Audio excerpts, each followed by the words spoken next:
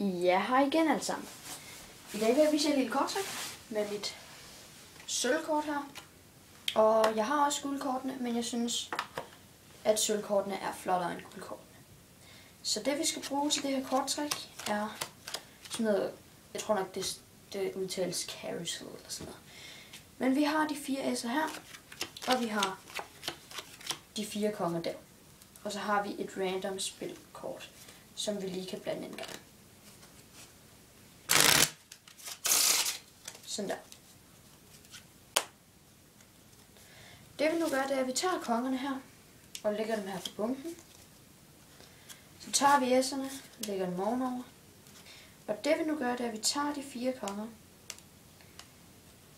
her og lægger dem her. Vi kan bare lægge dem lige her. Så har vi de 4 s'er her, som ligger s'er, som vi lægger her. Og så har vi sådan en bunke ellers.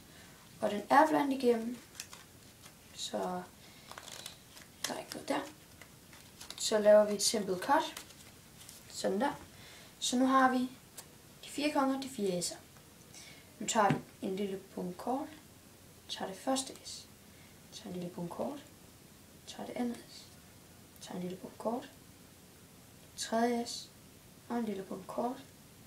Det fjerde s. Og resten over. Så det der nu sker, det er, at her, lige her, der får vi 4 omvendte kort. Og det er selvfølgelig de 4 s'er. Men nu tænker jeg sådan lidt, nå da. Hvad så med de 4 konger her? Ja, den er der endnu, men de andre konger er kommet ind i bunken. Jeg håber, I synes, det her korttræk er pretty fedt.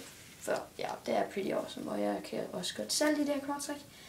Hvis I vil have en bedre performance, så skal I tjekke Alex7 Card Tricks. Han har en rigtig god channel, og jeg subscriber selv til den. Den er rigtig god, og han har også en rigtig god performance i det her træk.